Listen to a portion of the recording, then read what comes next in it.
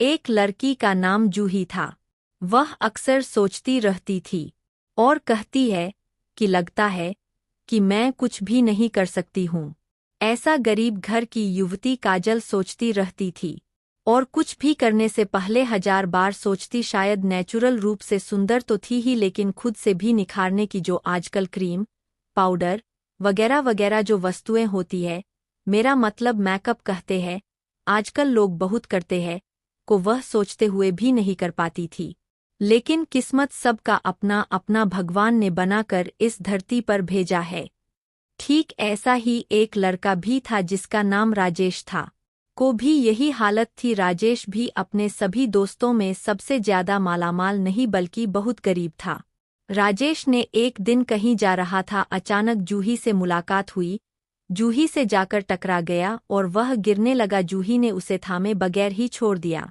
इस व्यवहार को देखते हुए राजेश ने जूही को भला बुरा सुनाने लगा कि अगर तेरे जैसे लड़की से जिसकी शादी हो गई उसकी जिंदगी को नरक बना दोगी, आप जरा भी सहारा नहीं बन सकती।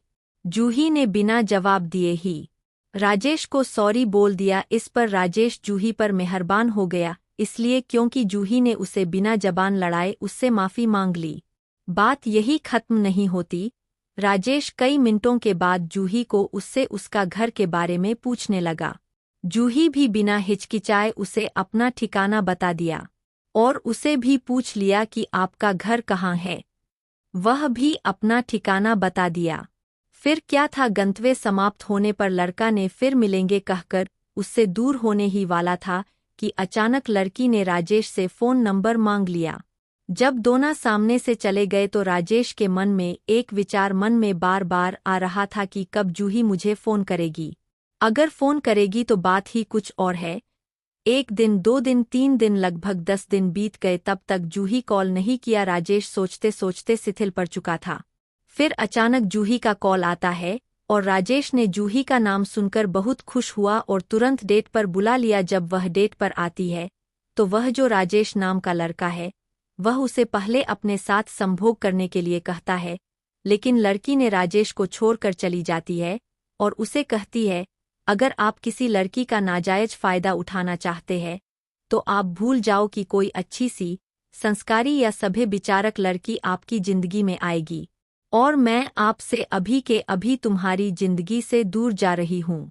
इसकी ऐसी अच्छी विचार से वह लड़का आकर्षित होकर उसे अपने शादी के बंधन में बंधने के लिए कहता है, लेकिन फिर भी लड़की उससे कहती है, अगर शादी के बंधन में बंधना चाहते हो तो तुम सामाजिक और कानूनी मान्यता के आधार बनाओ ताकि हम निडर आपके साथ 7 फेरे के बंधन में बंधने के बाद बेधड़क जिंदगी निर्वाह कर सकूं। ऐसा कहने पर राजेश उसकी इस बात को समझकर वह पूरी पाबंदी को समझते हुए जूही को कहता है, अगर ऐसा ही तो मैं सारी रस्में को निभाने के लिए तैयार हूँ। फिर जूही भी बोल दिया, अगर ऐसा करना है तो सारी रस्में निभाओ, मेरी डॉली आपके घर लिए हमेशा राजी रहेगी। फिर कुछ समय लगा और राजेश ने सारी रस्मों रिवाजों को पहले कानूनी फिर सामाजिक तौर पर सभी बॉन्ड मजबूत कर आज दोनों ने अपनी जिंदगी में 4 चांद लगा लिया और अपनी जिंदगी को सामाजिक रूप से ढाल कर इस दुनिया में सर उठाकर कर रह रहे हैं। अगर पहले ही गलती कर बैठते तो न जाने उस लड़की की जिंदगी में क्या लिखा होता और न जाने उस लड़के की जिंदगी में कैसी लड़की आती। अब इसे और डिस्क्राइब करने से बेहतर है एक छोटी सी लाइन में, न उस लड़की को अच्छा लड़का मिल पाता ना ही उस लड़के को अच्छी लड़की। इसलिए इस दुनिया में जो जिंदगी है उसी को बेटर बनाकर जी लेना बेहतर है, ना कि कई सारी जिंदगी के साथ खेलकर तब अपनी जिंदगी के साथ साथ दूसरों की भी खराब कर देना अच्छी बात नहीं है।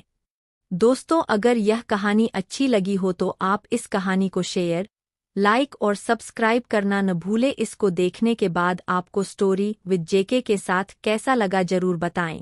और भी अन्य वीडियोज को देखने के लिए चैनल के पेज पर जाएं और प्लेलिस्ट को ओके करें, वहां और कई कहानी उपलब्ध है, आप आनंद ले सकते हैं। इस चैनल के साथ जुड़े रहने के लिए आपको धन्यवाद।